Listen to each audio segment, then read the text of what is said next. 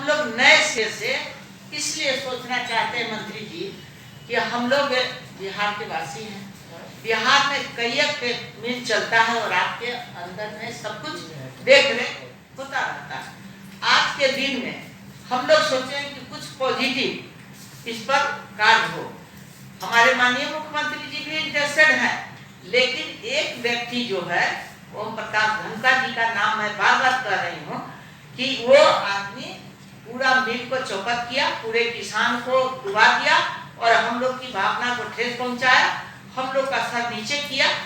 और आज जो रीगा चीनी मिल एक ऐसा उभर कर आया है कि यहाँ के किसान, यहाँ के मजदूर, यहाँ के लोगों में एक ऐसा आस्था हम लोग के प्रति है कि बार बार उन लोगों को कहना है कि किसी तरह चलवाइए, किसी तरह चलवाइए।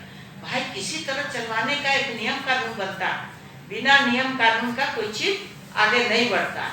तो हमारे माननीय मंत्री जी जो जो सब्जेक्ट रख रहे हैं वो उनका सब्जेक्ट भी 100% सही है।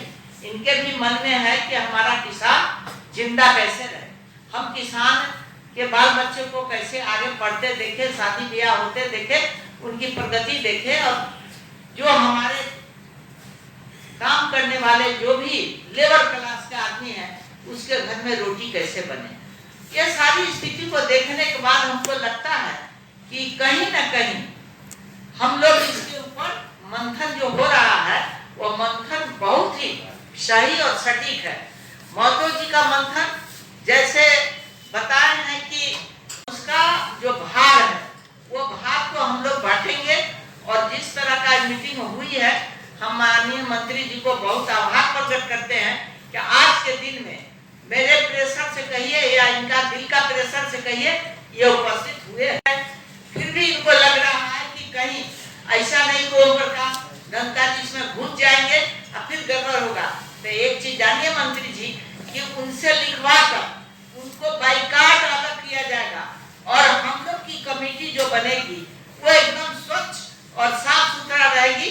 उसमें उनका कहीं लेनी देनी नहीं रहेगा और जितनी दफा लगा है वो दफा के वो भागीदार है, वो अपना करे। उनको माफी जो सरकार दे, कोर्ट दे, कचहरी दे, उससे हमको बहस नहीं है, लेकिन उनको एक पैसा भी यहाँ पर लाई लपटाई नहीं रहेगा, उनको अलग किया जाएगा। उनकी भी बात सुने हैं कि हम बच्चे से पाल कर रखे थे, हमकी बड़ा जब हो गया आप गर्दन उसको रेत दिए हैं, वो इतना नहीं चाहिए था। आप कह रहे हैं कि किसी तरह चले, सारा गोड़ हाथ काट दिए हैं, तो हम लोग उसको चलाने के लिए अलग से पैर हाथ जोड़ेगा तब तो चलेगा ना, कैसे चलेगा।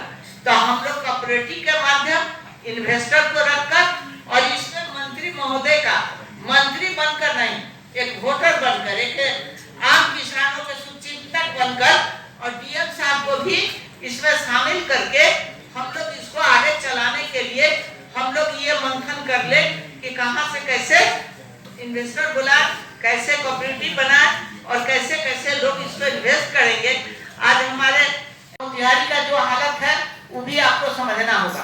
हम लोग राजनीति करते हैं और राजनीति करने का मतलब है कि प्रत्येक का दिल का भाव और उसकी रोजी रोटी की व्यवस्था की भी चिंता रहती है, उसका पेट का भी व्यवस्था करने का हम लोग सोच रखते हैं। तो ऐसे परिस्थिति में हम लोग एक विचार लेकर, जैसा कि बोलने पर आपको भी अच्छा लगा है कि हमारे एमएलसी साहब विद्वान आदमी है और उस तरह का काम होना चाहिए जो कि हम लोग का ये सार्थक हो जाए मीटिंग और हम लोग आगे की तरफ बढ़े। बहुत विचार आया, बहुत भाव आया, बहुत आपका सोच आया और हम शाहनवाज जी से बात किए, माननीय मंत्री जी से, वो भी इंटरेस्टेड है। तो वो तो इथेनॉल में इंटरेस्टेड है और वो चाहते हैं कि हमको मिल जाए तो हम इथेनॉल का भी कारोबार कर ले। वैसे नहीं मिलेगा, उनके साथ करें, लेकिन पूरा चीज वो हम लोग माने पूर्ण करके हम लोग आगे की तरफ बढ़े और बढ़ना भी चाहिए। क्योंकि करनी एक आदमी किया, अब भरनी सबको भरना पड़ रहा है।